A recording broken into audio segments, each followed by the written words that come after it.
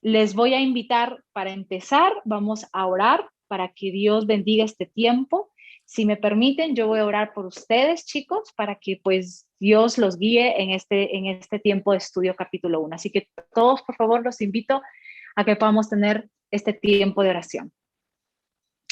Señor Jesús, te doy gracias porque yo sé, Señor, que tú eres bueno. Te doy gracias porque siempre nos das la oportunidad de poder seguir aprendiendo acerca de ti, Señor.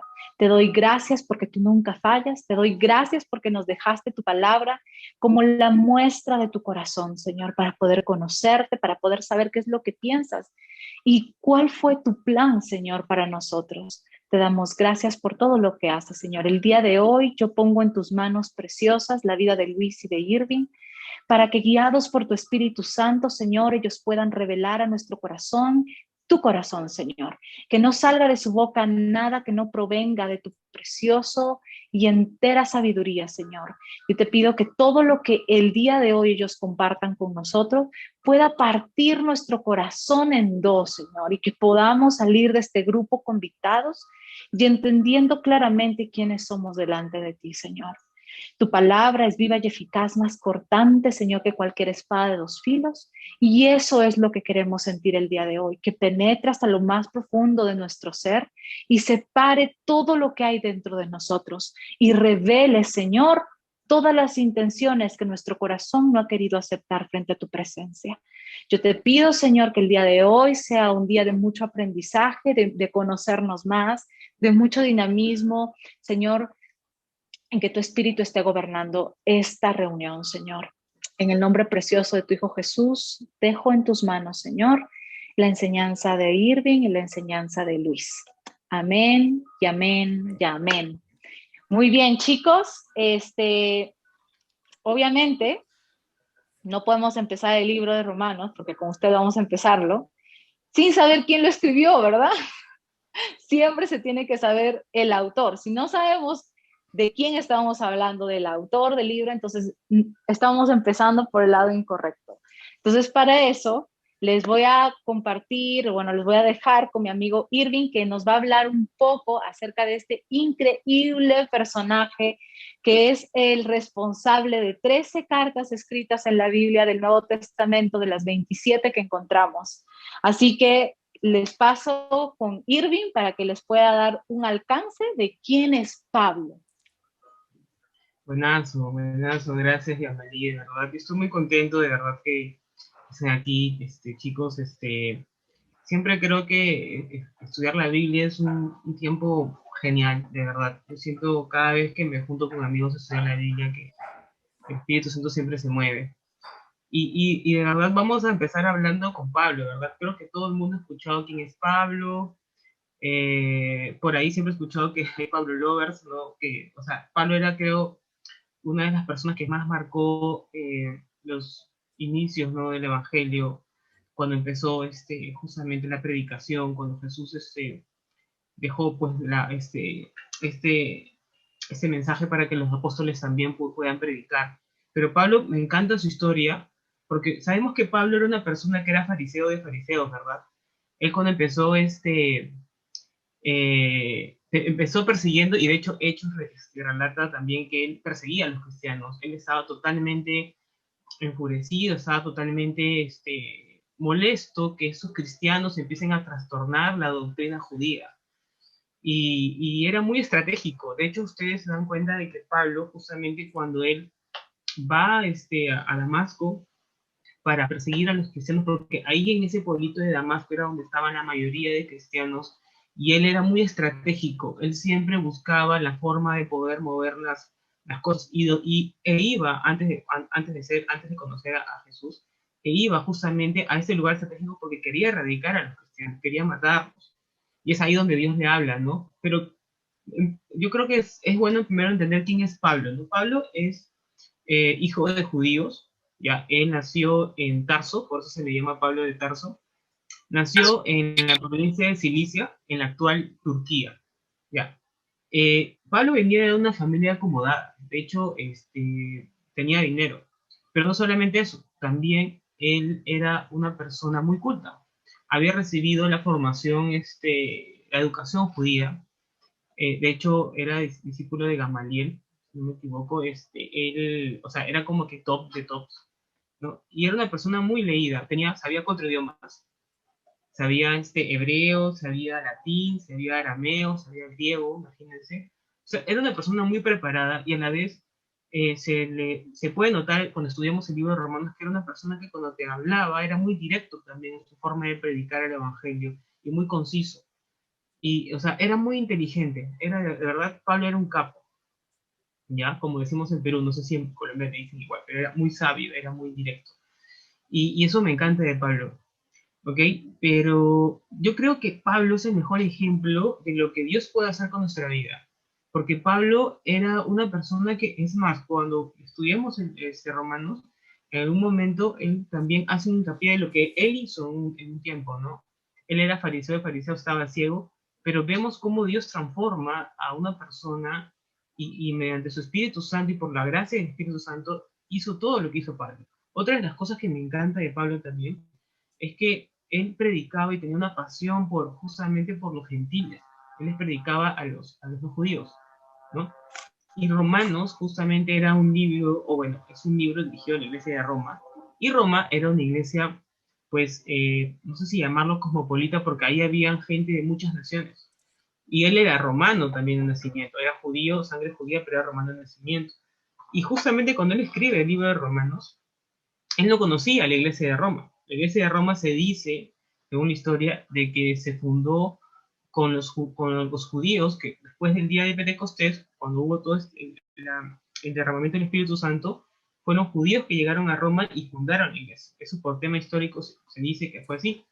Entonces él sabía, y Roma era una iglesia que sonaba bastante, y por eso él tenía esa pasión también por esta iglesia, ¿no? Pero demoró un poco en conocer la iglesia justamente de Roma, porque él prefirió predicar en otros lugares, ir a otros lugares, y después dijo, es más, en la última parte del libro vamos a ver que él dice, ¿saben qué? Yo pienso ir a visitarlos, pero cuando esté camino a España.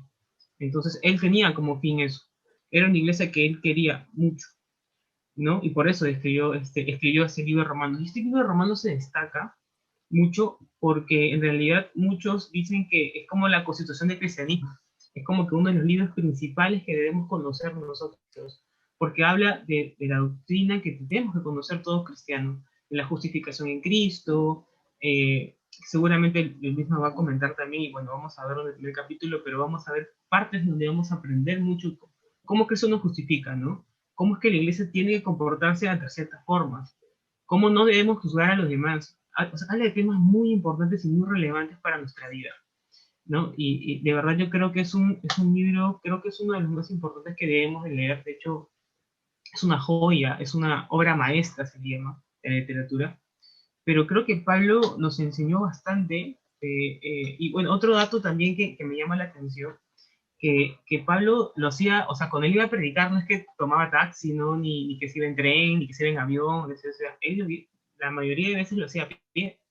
Y el evangelio, o sea, lo recorría caminando, o sea, caminó miles de kilómetros y donde iba predicaba. También fue por mar, pero me encanta, la verdad, Pablo es el mejor referente, creo, de lo que Jesús puede hacer en nuestra vida. Si de repente tú por ahí piensas y dices, oye, yo tengo una vida pasada, yo he hecho algo antes, yo creo que Dios no me puede aceptar, o tengo tantas cosas que todavía no cambio.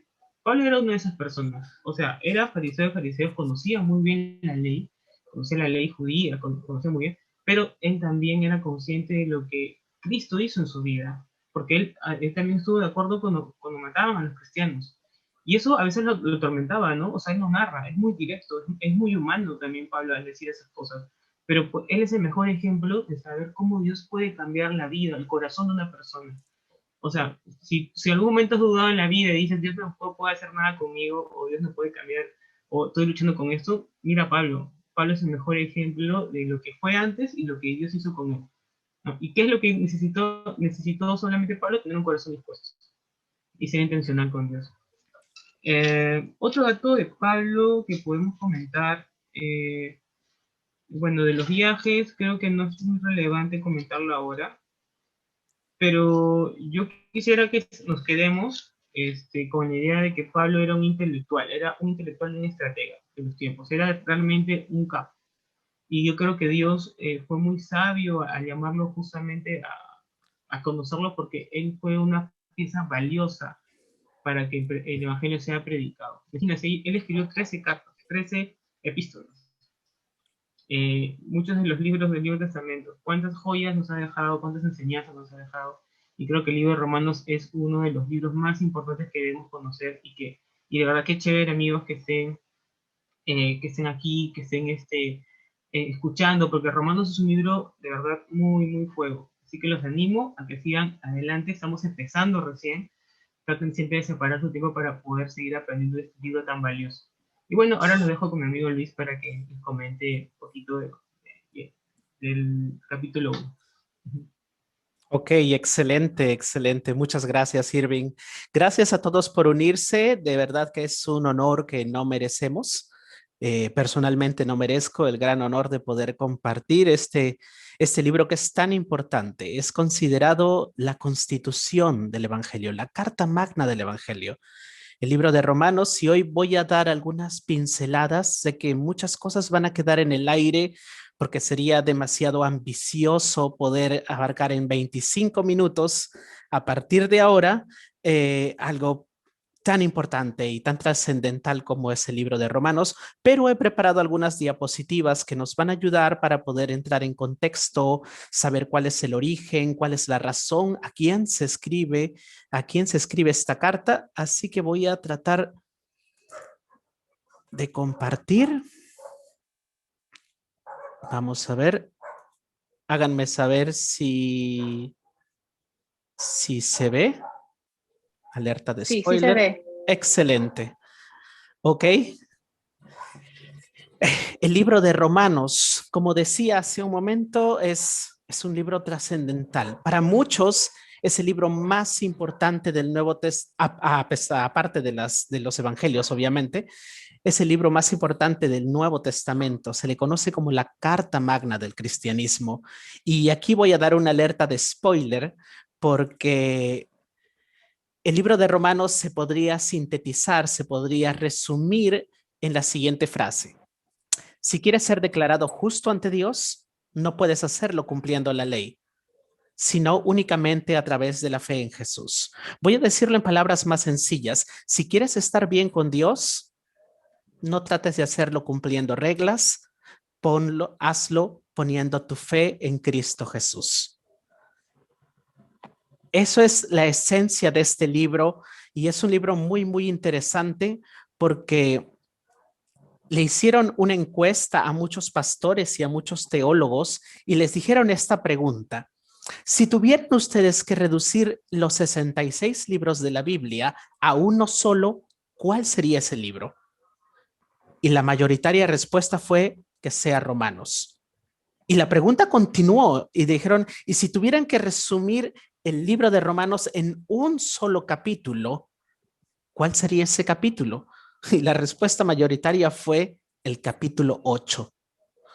Alerta de spoiler, es un capítulo que da esperanza. Lo vamos a llegar, no sé cuándo, pero vamos a llegar al capítulo 8 de Romanos. ¿Cuál es la importancia de este libro? Este libro es importante, ha sido importante, definitivamente lo ha sido. Lo ha sido para nosotros como cristianos protestantes, y quiero leerles una cita de Martín Lutero, el que encabezó la Reforma en el siglo XVI, quien clavó sus tesis en 1517, y a Lutero le preguntan y Lutero dice esto acerca del libro de Romanos: es la mejor parte del Nuevo Testamento y el Evangelio perfecto. Tan digno es este libro que no solo cada cristiano debe conocerlo en su corazón, palabra por palabra, sino que debe ocuparse de él todos los días como si fuera el pan diario para el alma.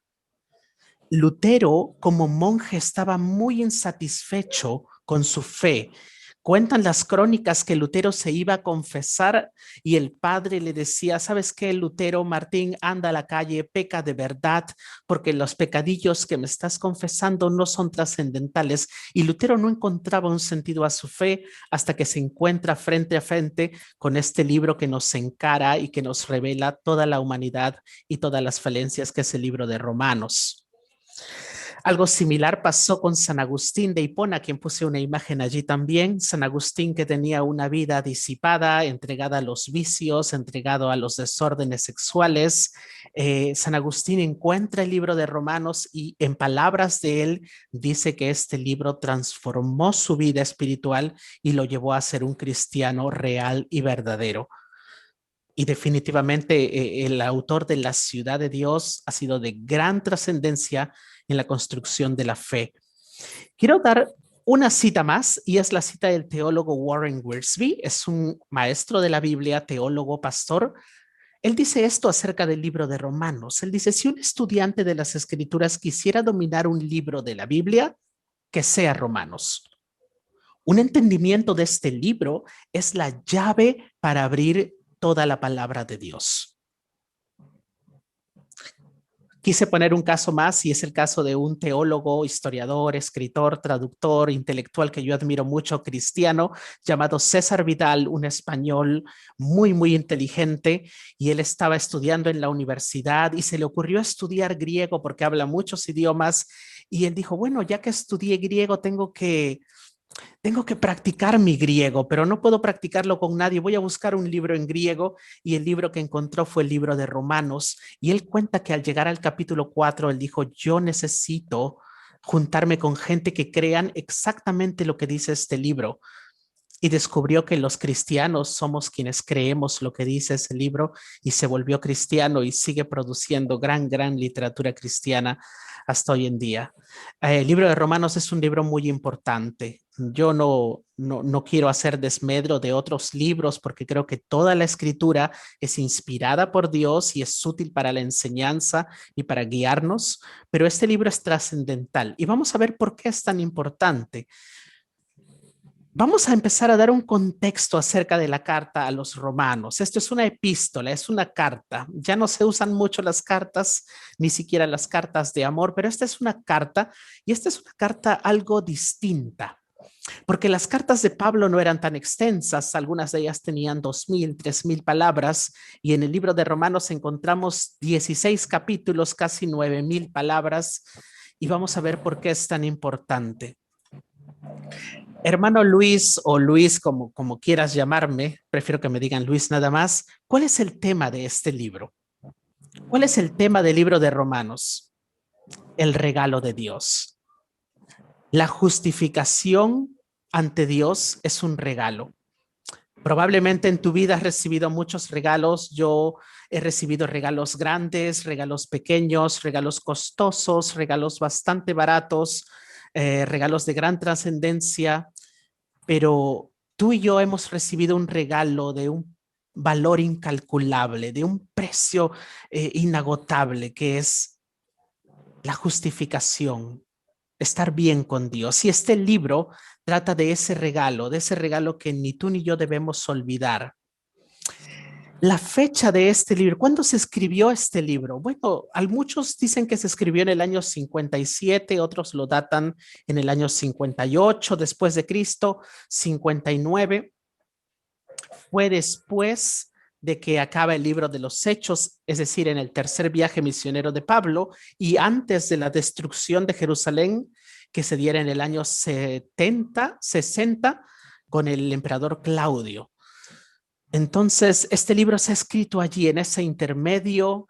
No hay dudas de que el autor sea el apóstol Pablo o Paulos, quien fuera antes Saulo de Tarso. Ahí está su estilo, sus palabras. Y además porque en el versículo 1 dice, yo, Pablo, apóstol de Jesucristo. Él se presenta, no tenemos muchas dudas acerca del autor. Sabemos que este libro se escribió en la ciudad de Corinto cuando Pablo estaba ya finalizando su tercer viaje misionero. Fue de escritura un poco tardía. Y en este libro vamos a encontrar tres palabras bastante comunes, bastante residentes, y una de ellas es la palabra ley. La ley la vamos a encontrar 78 veces en esta carta. La segunda palabra que vamos a encontrar muchas veces es la palabra justicia o justificación. La vamos a encontrar 66 veces. Y la tercera palabra que vamos a encontrar es fe. La palabra fe la vamos a encontrar 62 veces. Y quiero que hagamos memoria de lo que dije al inicio. Recuerdas que el libro se puede resumir en esto. Si quieres estar bien con Dios, si quieres ser justificado, no lo vas a lograr mediante la ley, sino mediante la fe. Vamos a ir avanzando a vuelo de pájaro, como decimos aquí. Vamos a ir avanzando, cabalgando un poco en el contexto histórico del libro. Sabemos en qué año se escribió, sabemos quién es el autor, sabemos que el autor principal es el Espíritu Santo, pero utilizó a Pablo. Sabemos el tema del libro. Bien lo decía Irving, no conocemos el inicio de la iglesia en Roma.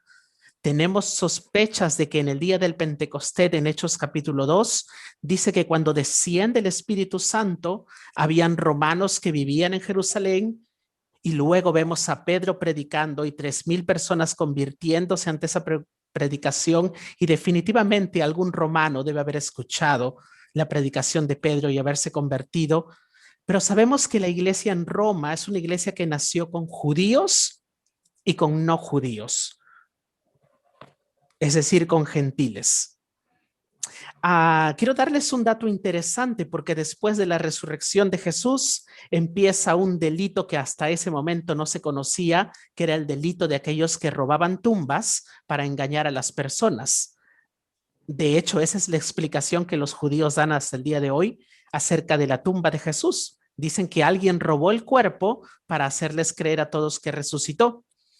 Este nuevo delito que corría como chisme y como pólvora, trajo muchas revueltas en Roma. Y el emperador Claudio dijo: yo no quiero lidiar con esto, así que voy a expulsar a todos los judíos de Roma. Y los judíos van a estar prohibidos de vivir en Roma por un espacio aproximado de 5 años.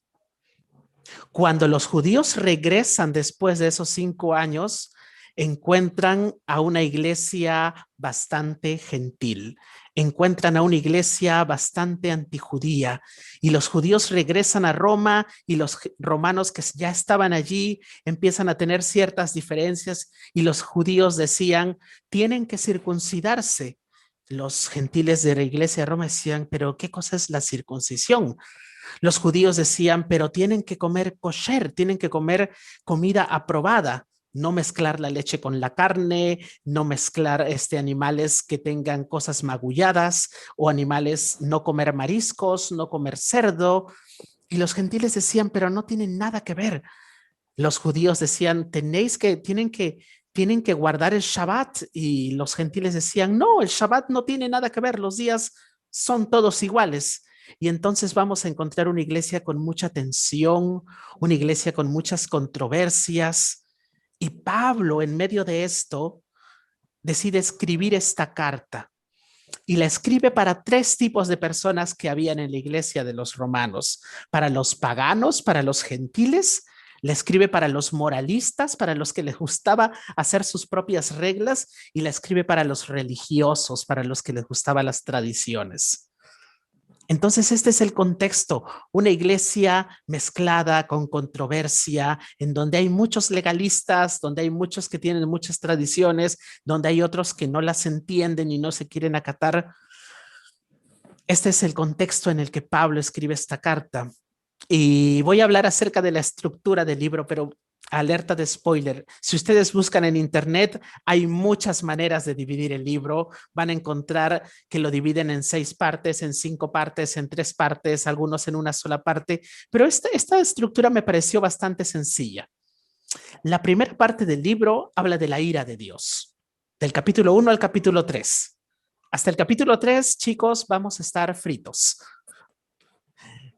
A partir del capítulo 4 encontramos la gracia de Dios y cómo Dios que es justo y que nunca va a declarar inocente al culpable, es también bueno al poder proveer una salida y una justificación para el ser humano. Luego vamos a encontrar el plan de Dios. ¿Cuál es la manera que Dios quiere que los cristianos vivamos? Y por último, vamos a encontrar la voluntad de Dios. ¿Cuál es la voluntad de Dios para la iglesia y cuál es la voluntad de Dios para los judíos? Me veo tentado a entrar en un tema que a mí me gusta mucho, pero no, porque sé que esto es un resumen y no voy a abusar del tiempo que tenemos. Así que vamos a nuestra siguiente diapositiva, que es una pregunta muy válida. Seguramente si ustedes están teniendo una pregunta, esta es la pregunta que me querían hacer. Luis, si Pablo no fundó la iglesia en Roma, tampoco la fundó Pedro, ¿por qué les escribe una carta? Qué alegría que me hayan preguntado eso, porque vamos a ver las 7 razones por las cuales Pablo escribe la carta a los romanos. La primera razón, esta carta es una recomendación. Pablo está mandando a la hermana Febe hacia Roma para que ella pueda llevar esta carta. Mira lo que dice Romanos capítulo 16, versículo 1 y 2. Lo voy a leer rápidamente. Les recomiendo a nuestra hermana Febe, diaconisa de la iglesia de Cencrea. Les pido que la reciban en el Señor como merecen ser recibidos los santos y que la ayuden en cualquier cosa que necesite de ustedes, porque ha ayudado a muchos y también a mí mismo. Para aquellos machistas que piensan que Pablo despreciaba a las mujeres y que las mujeres no tuvieron un rol importante en el ministerio de la iglesia primitiva y del Nuevo Testamento, este versículo es una cachetada. Y si uno lee más del versículo 16, vas a ver que Pablo se la pasa agradeciendo a varones y también a mujeres, y a muchas mujeres, a muchas, a más de una. Las mujeres tuvieron un gran impacto y fueron de gran ayuda en el ministerio de Pablo. Así que la primera razón es, hermanos de Roma, aquí les recomiendo a Febe porque es una excelente hermana. ¿Cuál es la segunda razón, Luis, por la que Pablo escribe esta carta? Es para expresar su deseo de visitarles. Pablo iba a ir rumbo a España y Pablo les va a decir, quería visitarlos, siempre he querido visitarlos. La cuarentena no me dejó, pero quiero ir a verlos. Y mira lo que dice el capítulo 1 del verso 8 al 13. Voy a leer simplemente, creo que es del verso 10 al 13. Dice, y de que en ellas ruego que, si su voluntad me conceda, por fin pueda ir a visitarlos, porque deseo verlos para impartirles algún don espiritual a fin de que sean fortalecidos, es decir, para que nos fortalezcamos unos a otros con esta fe que ustedes y yo compartimos. Quiero que sepan, hermanos, que de muchas veces me propuse ir a visitarlos para tener también entre ustedes algún fruto, como entre otros hermanos no judíos, pero hasta ahora he encontrado obstáculos. Pablo era un viajero, Pablo era un espíritu travieso, un espíritu muy inquieto. A veces él dice que Satanás le ha puesto estorbos y a veces dice, como aquí, que ha encontrado obstáculos. Pablo quiere ir a visitar a los hermanos en Roma. Puse un pequeño mapa para poder estar en contexto. Creo que esto nos ayudaría muchísimo. Recuerden lo que dijimos al inicio. Pablo escribe la carta en Corinto. Él está en Corinto, está terminando su tercer viaje misionero y les está diciendo, voy a ir a Jerusalén porque tengo que dejar una ofrenda que los santos han levantado y después de ir a Jerusalén me voy a dirigir a España, pero en mi camino a España voy a pasar por Roma y allí los voy a ver, si Dios lo permite, allí nos vamos a encontrar. Ese es el plan de Pablo. Por cierto, menciona la palabra España en el capítulo 15, así que Pablito tiene el plan de poder visitar Roma en su paso hacia España. Esa es la segunda razón. Luis, ¿cuál es la tercera razón? La tercera razón es que Pablo quiere instruirlos acerca de las doctrinas básicas de la fe cristiana. Recuerden que Pablo tenía unos enemigos, se les llamaba los judaizantes, gente que venía después de él y que le enseñaba a los creyentes mucha religión, muchas reglas, cosas innecesarias, que tenían que circuncidarse, que tenían que guardar sabbat, que tenían que comer kosher, comida especial, que tenían que hacer ciertas fiestas. Y Pablo les quiere instruir. Y a mí me alegra mucho. ¿Por qué? Porque Pablo también nos está instruyendo a nosotros cuáles son las doctrinas básicas de la fe cristiana, cuál es el ABC de la fe cristiana. Pablo lo hace en este libro. ¿Cuál es la cuarta razón? La cuarta razón es que Pablo quiere explicarles cuál es la relación entre Israel y la iglesia. ¿Por qué? Porque muchos habían dicho, bueno, ahora como el evangelio es para todos, ¿qué pasa con Israel? ¿Acaso ellos no eran el pueblo elegido de Dios? ¿Acaso ellos no eran quien Dios había elegido? Es decir, Dios se ha rendido con Israel y ahora ha empezado una nueva promesa con la iglesia. Y Pablo les tiene que explicar y decirles, no, no, no, no, no. Hay promesas para Israel. Dios no se ha rendido con Israel y hay promesas muy específicas para la iglesia del Señor. Y Pablo les quiere explicar esa relación tan bonita en esta carta. La quinta razón por la que Pablo quiere escribir esta carta es para enseñarle a los romanos creyentes sus deberes. Hay un capítulo que se llama Deberes cristianos, deberes entre ellos y deberes para con el Estado. ¿Se acuerdan de ese verso que decía, en esto conocerán que sois mis discípulos, que os améis unos a otros? ¿Cuáles son los deberes que tenemos nosotros para con la iglesia, para con mis hermanos? ¿Cuál es mi deber para cuando yo converso con una chica? ¿Cómo debo mirarla? ¿Cómo debo tratarla? Cuando converse con una mujer adulta, cuando converse con un hombre adulto, cuando converse con un hombre de mi edad. Pablo les quiere instruir. Sexta razón, espero no cansarlos. Pablo quiere animar a la iglesia en Roma. Recuerden, no sabemos quién era el líder de la iglesia en Roma. Algunos piensan que Pedro, otros piensan que no, pero la iglesia en Roma no tenía un liderazgo definido. Santiago era el líder de la iglesia en Jerusalén, Pedro era el líder de otras iglesias y Pablo quiere animarlos porque sabe que no tienen un líder definido. Séptima y última razón para aclarar cualquier duda o cualquier calumnia que se levante contra él. Pablo, se corrían muchos chismes acerca de Pablo. Y uno de esos chismes era este, que algunos decían, bueno, como Dios es bueno, todos a pecar. Peca tú, peca yo, peca el pueblo, todos a pecar porque Dios abunda en gracia y vamos a pecar sin reparo porque Dios es bueno y perdonador. Y Pablo dice, no, no, no, no, no, esto es una calumnia. Yo nunca he dicho eso.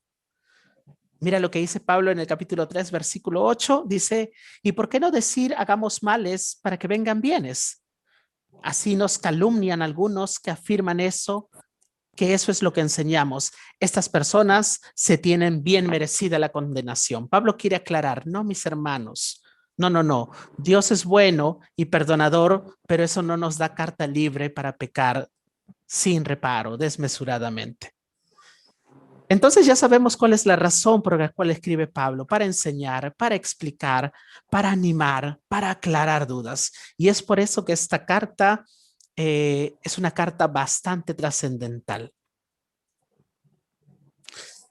Vamos a lo nuestro, porque me quedan aproximadamente solamente 5 minutos del tiempo que yo había planificado. Romanos capítulo 1, el diagnóstico, el pecado del hombre pagano. Y digo el pecado del hombre pagano porque es el pecado de los gentiles. En el capítulo 2 vamos a ver que los judíos no lo hacen mejor y también tienen sus pecados. Pero en el capítulo 1 nos encontramos nosotros con el pecado del hombre pagano, del hombre natural. ¿Cuál es el resumen de este primer capítulo? La justicia de Dios se halla en el Evangelio de Cristo. Solo podemos estar bien con Dios si depositamos nuestra fe en el Evangelio de Cristo. El capítulo empieza con un saludo, con una introducción. Pablo dice, yo soy Pablo. No sé si sabían, pero su nombre verdadero era Saulo y era un hombre prominente, como decía Irving, un hombre con mucho currículum. a los pies de Gamaliel, instruido, fariseo de fariseos. Y por cierto, fariseo significaba perushim, apartado, santificado. Y él dice, ya no soy Saulo, ahora soy Pablo, que significa pequeño, chiquito, diminuto. Ya no soy el gran líder espiritual, ahora soy chiquito, soy diminuto. Y Pablo se presenta y dice, yo soy apóstol, Dios me envió, Jesús me envió. Y voy a llevar unas noticias que son noticias buenas, que son noticias de salvación. Los versos del 1 al 7 nos muestran esta introducción. Pablo se presenta, Pablo dice quién es. La segunda parte del capítulo 1, de los versos 8 al 15, Pablo expresa su deseo de visitar Roma. En la primera parte, Pablo dice quién es, y en la segunda parte dice, yo los conozco también quiénes son ustedes. La fe de ustedes se divulga, son bien conocidos, son famosos, son tendencia en Instagram. Y también Pablo les dice, he sido estorbado, me han puesto obstáculos, quiero ir pronto ante ustedes. La tercera parte del capítulo 1, Pablo expresa el poder del evangelio y el poder de Dios. ¿Les suena conocido este versículo? Porque no me avergüenzo del evangelio, porque es poder de Dios para salvación a todo aquel que cree, al judío primeramente y también al griego. Pablo está expresando que el evangelio es poder de Dios y como es poder de Dios, representa una urgencia, representa una emergencia. Es fundamental que este evangelio se predique. Es fundamental que este evangelio empiece a ser más y más conocido. La cuarta parte del capítulo 1 habla acerca de la culpabilidad del hombre. Estamos fritos completamente. No tenemos excusa. Tú no tienes excusa, yo no tengo excusa, porque Dios se ha hecho evidente en su creación. Cada vez que sale el sol, que la tierra no se detiene, cada vez que vemos lo magnífico que son los animales, las plantas y la creación, es porque Dios se ha revelado.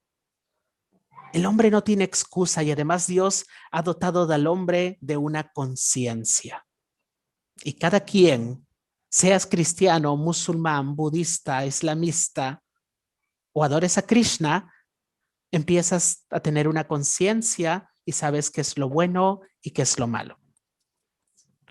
Entonces, este es el diagnóstico del capítulo 1. Yo sé, no es muy alentador, no es muy esperanzador, estamos fritos. El hombre no tiene excusa ante la revelación de Dios. Quiero dar algunas pequeñas notas, algunas anotaciones que hice ya para ir terminando y gracias por haber abusado de su tiempo. Una de las pequeñas notas que yo quería hacer acerca del capítulo 1 es la siguiente. Número 1, recuerda que Pablo se identifica como un apóstol, como un llamado, alguien que tiene un propósito especial. ¿Sabes algo? Tú y yo también tenemos un llamado, tenemos un propósito por Dios. Quizá como yo por muchos años creí que mi propósito en la vida era ser lingüista, escritor y catedrático de universidad. Y en cierta manera Dios me permitió serlo, pero me mostró que tenía un propósito mayor para mí. Tú y yo tenemos un llamado, no lo olvides, no lo dejes pasar por alto. Número 2 que yo quería anotar era que el evangelio son buenas noticias. El evangelio son buenas noticias porque recuerda que Dios es justo y puro y que Él no va a declarar inocente al culpable, pero es tan bueno que ese Dios justo a ti también te puede justificar a través de Jesucristo y a mí también me puede justificar. Dios es completamente justo, pero a la vez puede justificarnos. Otro pensamiento que me quedaba era que Pablo se va a pasar los 3 primeros capítulos haciéndonos y convenciéndonos de que nosotros somos malas personas y que no tenemos excusa. Luis, eso no suena tan bonito. No suena muy bonito, pero es muy sincero. ¿Sabes por qué? Porque si tú me preguntaras, Luis, de todas las personas que tú conoces, ¿cuál es la peor de todas? Yo tendría que bajar la cabeza y decir, soy yo. ¿Por qué? Porque yo no conozco a todas las personas. Yo no conozco lo que piensan, ni sus intenciones, ni sus omisiones. Yo sí conozco lo que pienso. Yo sí conozco lo que dejo de hacer. Yo sí conozco lo que hago. Y definitivamente a quien más conozco, y el peor de todo, soy yo mismo. Pero gracias a Dios, porque Dios me ama tal como soy, pero me ama tanto que no me va a dejar tal como soy. Finalmente, Pablo al final del capítulo nos va a instar a que el justo debe vivir por fe. Y recuerda que la fe es una palabra que se va a ir repitiendo en este libro. Es una palabra maravillosa. Es una palabra muy, muy bella. Chicos, gracias por el tiempo prestado. Si tuviera que resumir es esto. En el capítulo 1 entendemos que todas las naciones están atrapadas en el pecado y buscan una razón para la vida en cosas creadas, en ídolos. Y al hacer eso todos hemos fallado. Jesús se volvió hombre como nosotros para que nosotros podamos volvernos un poco más como Él. Yo creo que el libro de Romanos tiene mucha esperanza. Y si estás allí, me gustaría que repitas esta frase, porque es una frase que a mí me ayuda mucho. Estás allí, repítela, por favor. Dios me ama como si yo fuera, como si yo fuera la única persona la única persona en el mundo a a quien amar. quien amar. Dios te ama y Dios me ama como si fuéramos los únicos en el mundo a quien amar.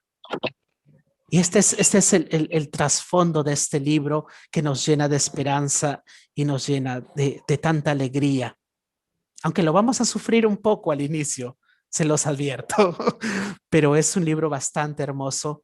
Ha sido pincelada, sé que era muy ambicioso poder abarcar todo un capítulo tan importante en solamente 25 minutos, pero espero que ya tengamos un panorama acerca de este libro tan importante.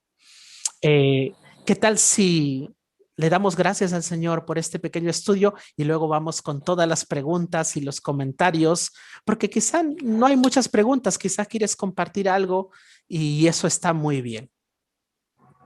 Amado Señor, te damos las gracias por este tiempo tan importante. Podríamos estar haciendo cualquier otra cosa y en cualquier otro lugar, pero tú quisiste que estuviéramos aquí, Señor. Gracias. Gracias por este libro que nos llena de esperanza. Este libro que es una radiografía para la condición humana, pero también es la medicina para las cosas que no tenían medicina. Gracias por enviar a tu Hijo Jesucristo. Gracias por las buenas noticias. Gracias por darnos una vida plena aquí en la tierra y una vida eterna más allá de la puerta de la muerte. Gracias, Señor, en el nombre de Jesús. Amén. Amén.